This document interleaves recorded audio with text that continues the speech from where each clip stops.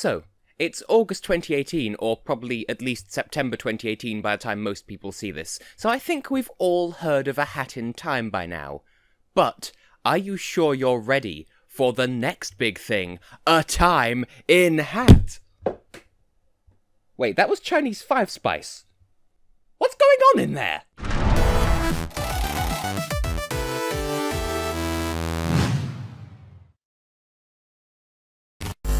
Hello everyone, I am Tessellating Hexagons, and once again we're better off just completely ignoring that opening joke. Anyway, I think it's fair to say that at this point in time, we're enjoying something of a golden age for video games. It may not be perfect, I grant you, because there are some pretty large companies out there making some pretty large mistakes, whether that's abusing their lead mascot, or injecting microtransactions into literally everything, or otherwise wasting their intellectual properties.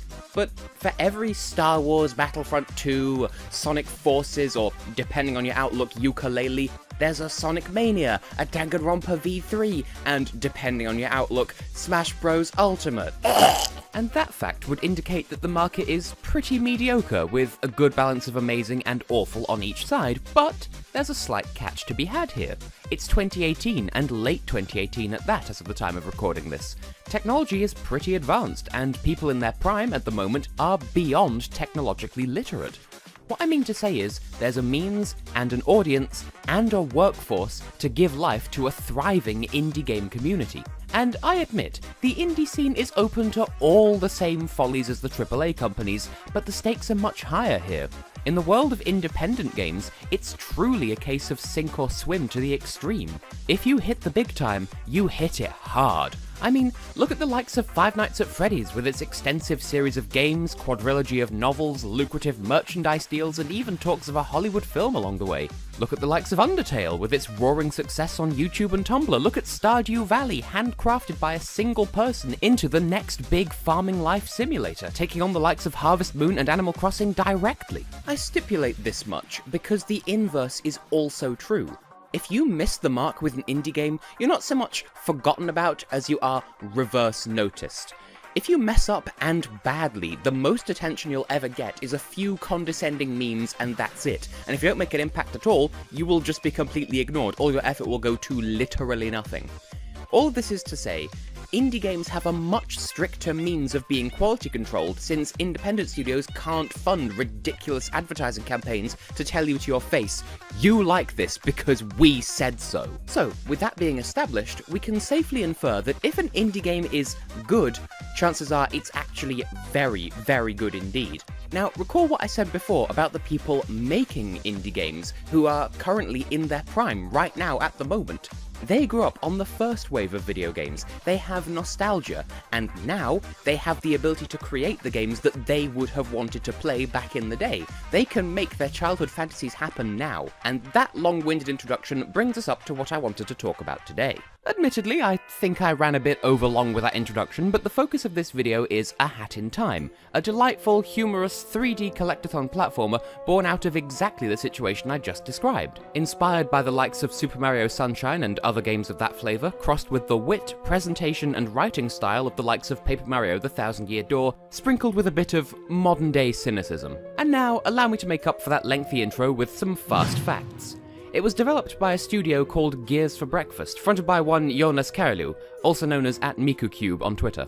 It was his passion, particularly for the source games that I just mentioned, that gave rise to this game in the first place. Originally, the game was released on Steam, but its popularity, which steadily grew over its years spent in development, as well as its astounding success on Kickstarter, raising just under $300,000, vastly surpassing its original goal of $30,000, resulted in it also finding its way onto the PS4 and Xbox One, and just recently, as of the time of recording, a Nintendo Switch port has also been announced. And once again, an independent developer pulls it out of the bag in the release date department, with the Steam release being made available worldwide all at once on the 5th of October 2017. The PS4 version then followed on the 5th and 6th of December for North America and Europe respectively, and then the Xbox One version launched worldwide one day after. And as for the Nintendo Switch version, well, it's kind of only just been announced.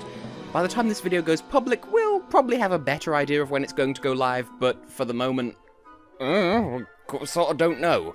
So, with all of that on the table, let's get right into what makes A Hat in Time such an exemplary game of its kind, both in terms of genre and as a representative of the indie scene, particularly in the current gaming climate of the late 2010s. On the off chance that you haven't heard about the game already, or that I haven't clarified the meaning of the term collectathon platformer sufficiently, I think the footage of the game that you're seeing right now more or less speaks for itself.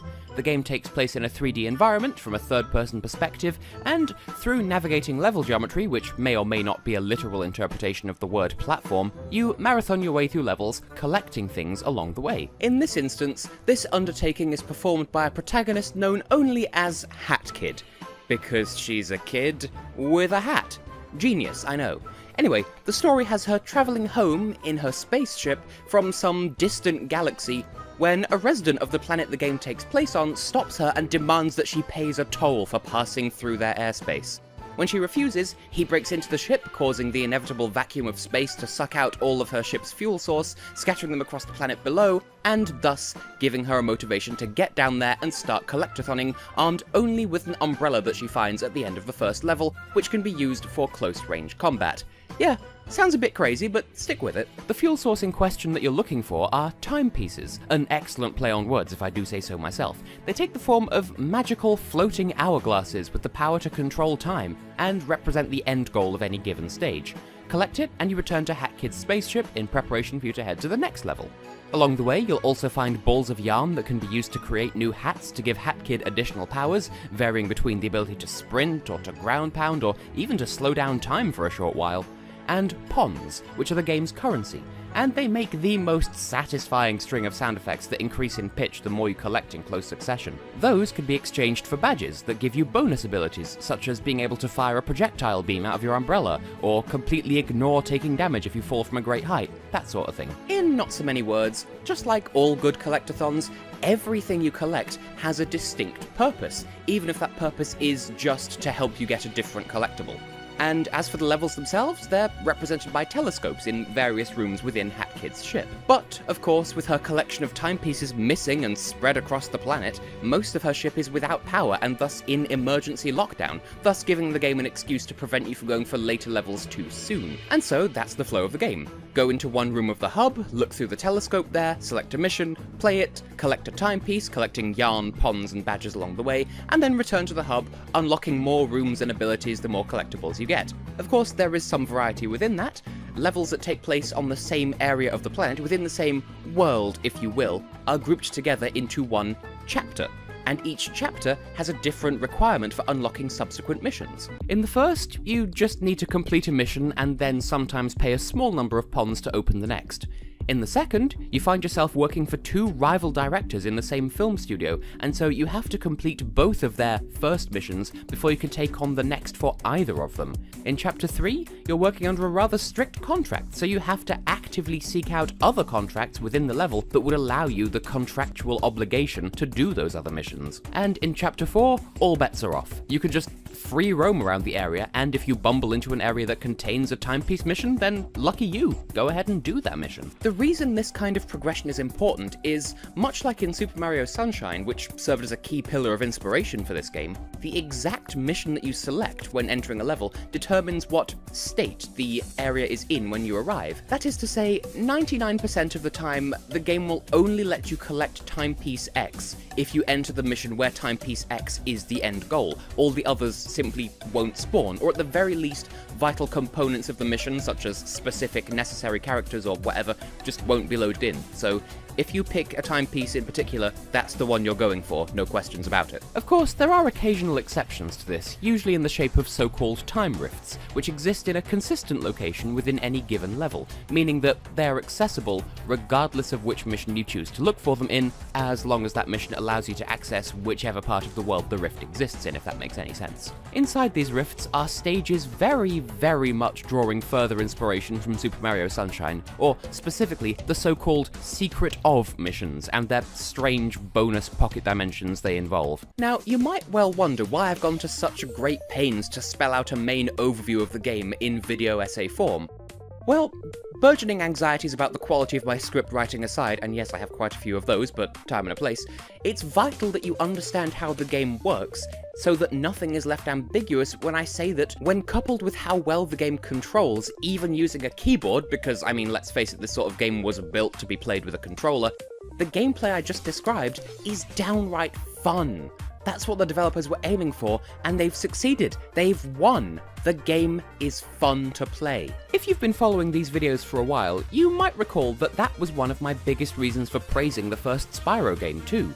It's a collectathon that nails everything it's going for, and as a result is immense fun to play. The flow of the game, the progression through the missions, and on a more macro level, the progression between chapters is absolutely perfect. The fact that you can take on the chapters in almost any order, since you can get enough timepieces by the end of chapter 1 to go straight to chapter 3 without even touching chapter 2 if you're diligent enough, that's a nice touch, demonstrating that the game has the optimal kind of difficulty curve for what it's going for. I would expect that same kind of quasi-rewarding non-linearity from the actual legends of this genre. You know, unlocking worlds out of order in Banjo-Kazooie because you have enough jiggies to do so, for instance, or bypassing whole worlds of Super Mario 64 because you already have enough stars to move on. Even Spyro, as I said before, allows you to totally skip one hub world if you've 100%ed everything leading up to it. So, in terms of aesthetics, difficulty, funness to play, and even looking at how well the controls work and how agile HatKid is in a world that's so heavily reliant on one's parkour skills,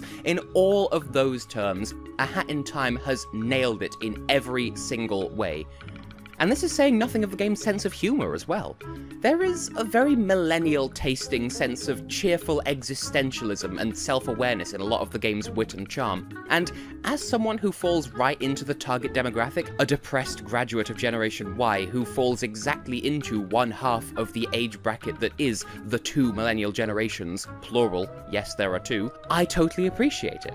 For instance, in Chapter 3, as I said before, HatKid is forced to work for a demonic, soul-snatching, boss-like entity, and he takes her soul as collateral to make sure that she clears all of her contracts.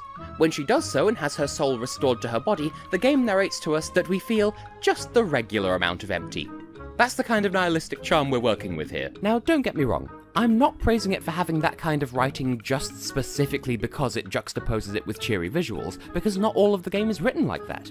It's self-aware in much the same way that made Undertale popular, that's all. But the game doesn't take itself too seriously, so it's allowed to slip in these conversational thoughts that are typical of its target demographic. And HatKid, as a youth of Generation Z, would absolutely narrate her life in those terms too. But that's another important point. As I said, the game doesn't take itself too ridiculously seriously, and that plays right back into the point I was making about it being just plain, raw fun. There's enough of a story to get you motivated to get out there and get collecting, but there's nothing gravely heavy about it. It's just there to make you want to play and enjoy yourself whilst having a motivation to do so. It's not trying to make you question the nature of reality or morality or whatever, and it's not there to be critiqued as a piece of art. And, once again, that qualifies as winning, according to the 3D Collectathon playbook. Much like with Spyro, the plot is like the basic premise of a Saturday morning cartoon and nothing else besides, and what each episode of this cartoon involves is entirely up to the player.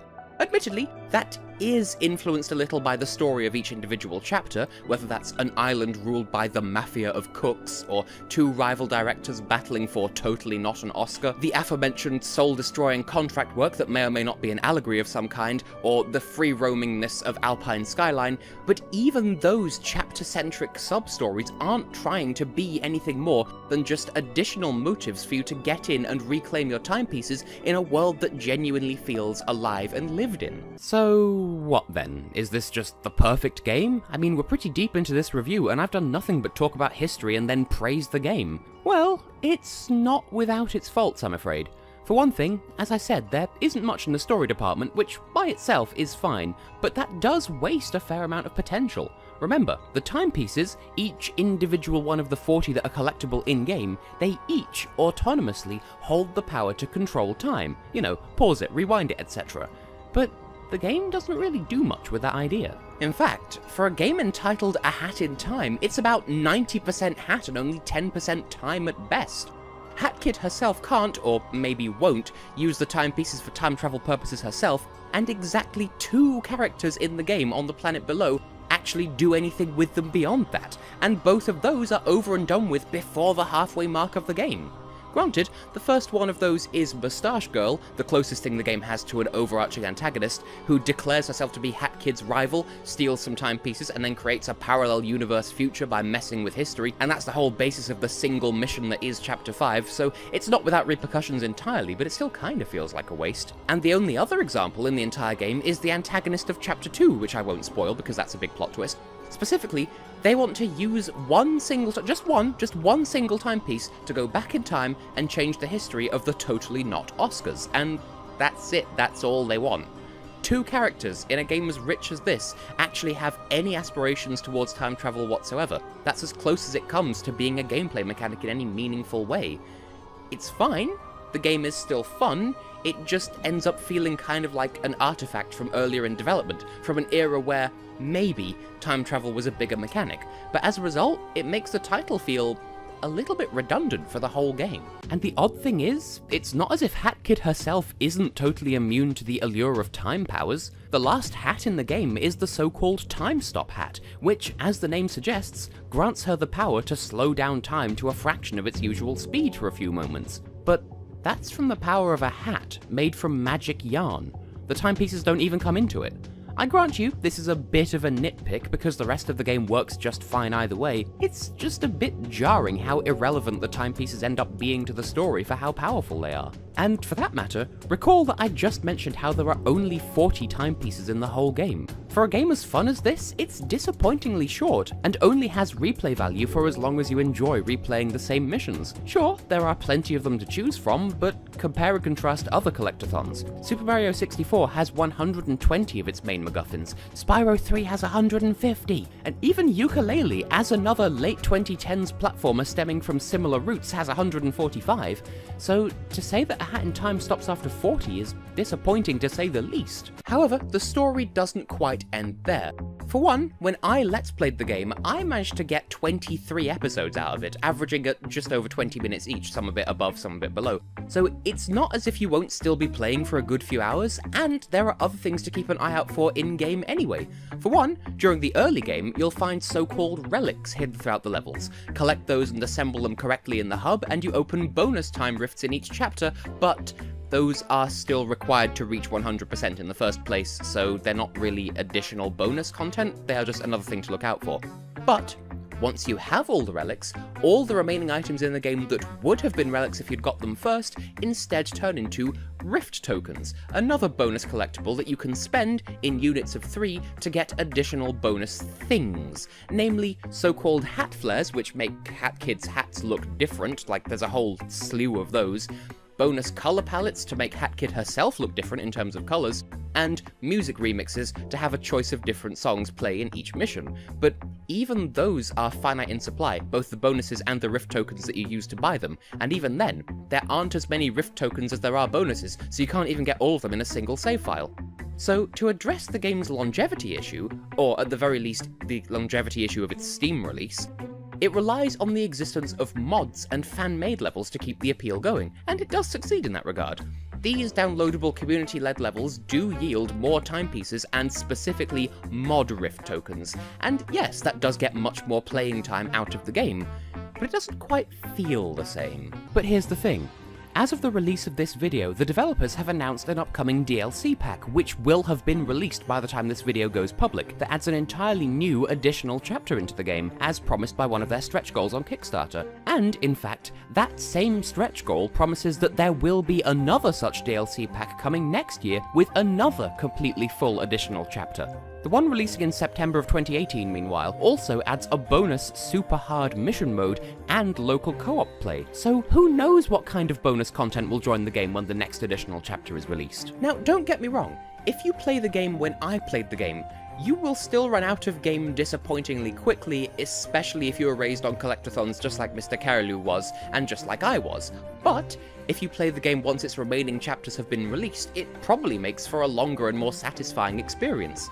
As it is, the fact that these DLC packs are being released at all, much less for free for the first 24 hours of their release by the way, that shows just how much the developers care about the game and its audience and its public reception and public perception. So the whole project gets a firm rank A on my personal scale, thank you very much. They know what they're doing, they know how to appease, and they're doing everything they can. I'm aware that by having a chunk of this video dedicated to pulling the game up on its length at the time of initial release, it sounds like I'm being hypercritical of it and that it's a much bigger deal than it is, but the truth is, it's disappointing to run out of game to play because of how great the game is and how fun it is to play. Even without the additional chapters and bonus modes, it's still a solid 8+ hours of fun that scratch that nostalgia itch for games of this type. In short, yes, I would like the game to be longer, but the reasoning for that isn't, I'm not satisfied, this isn't done.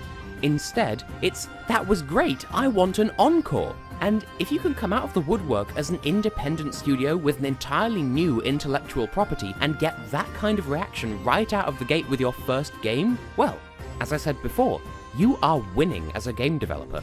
Then again, would you expect anything less from a game that made nearly 10 times its funding goal on Kickstarter? Well, that's my piece all done and said and what have you. Hopefully it came across suitably clearly and coherently. As I said, I do have paranoia and hang-ups about wanting to make my scripts as good as they can possibly be and present them as best I possibly can, so just so that it means something when I say thank you very much for watching. And also importantly, so that it's worthwhile to the people who support me on patreon.com/TessHex. You know the whole song and dance by now.